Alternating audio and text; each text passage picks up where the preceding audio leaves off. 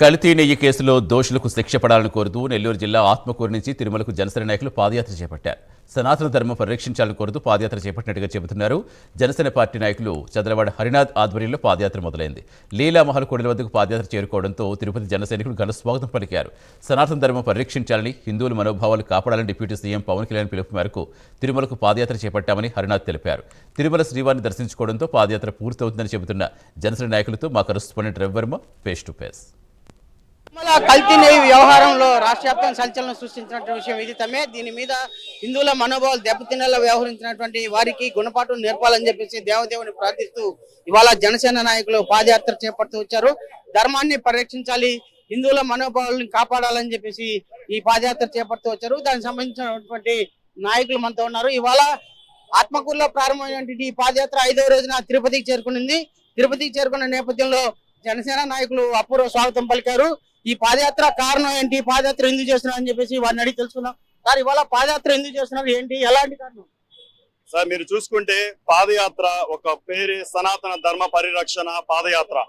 ఈ పాదయాత్ర మేము చేయడానికి ఒకటే కారణం, తిరుమల శ్రీవారి లడ్డులో కల్తీ నెయ్యి కలపబడ్డం అనేది ఒక హిందుత్వం మీద దాడి చేశారు గత వైసీపీ ప్రభుత్వం.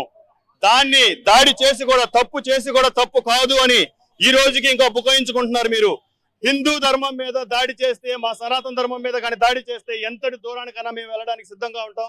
మా జనసేన పార్టీ, మా పవన్ కళ్యాణ్ గారు ముందే చెప్పారు, ఐఎమ్ సనాతని, నేను సనాతుణ్ణి, కానీ ప్రతి ఒక్క రిలీజియన్ ని నేను ప్రేమిస్తాను, గౌరవిస్తాను అని అన్నారు మా పవన్ కళ్యాణ్ గారు.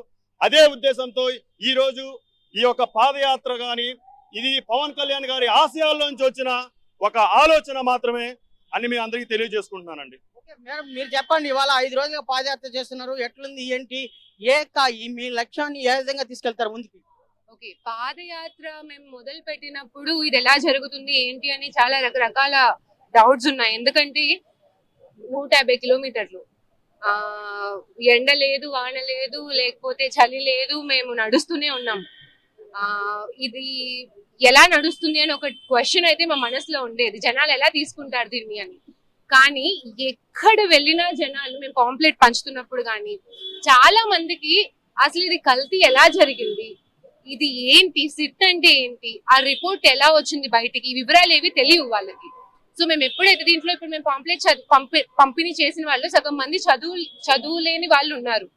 సో మేము అక్కడ కూర్చొని ప్రతి చోట కూడా అసలు సిట్ ఏంటి, లడ్డూలో కల్తీ ఎలా జరిగింది, దాన్ని ఎలా చేశారు, దాన్ని ఎలా కప్పిపుచ్చారని ప్రతి చోట మేము ఎక్స్ప్లెయిన్ చేస్తూ వచ్చాం. అదే కాకుండా వాళ్ళ కన్సర్న్స్, వాళ్ళ భావోద్వేగాలు కూడా వాళ్ళు ఎక్స్ప్లెయిన్ చేశారు. మేము కొన్ని వీడియో రికార్డింగ్స్ చేసుకున్నాము.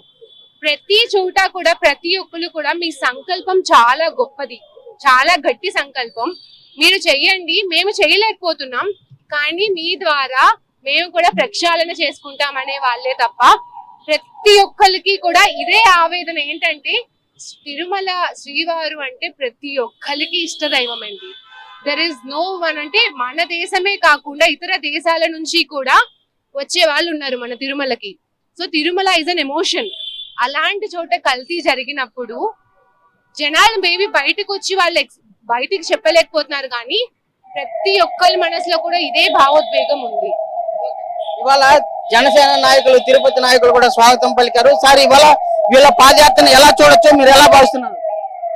సనాతన ధర్మం వైపు తిరుమలలో జరిగినటువంటి కల్తీల పైన ఆత్మకూరు నుంచి 5 రోజులుగా భక్తి శ్రద్ధలతో ఈ రోజు తిరుపతికి వాళ్ళ పాదయాత్ర చేరుకునింది. హిందువులు అందరూ కూడా సనాతన ధర్మం వైపు, తిరుమలలో లడ్డూలో కల్తీ జరిగినటువంటి తీరుపైన ప్రతి ఒక్కరు కూడా గలం విప్పాలి.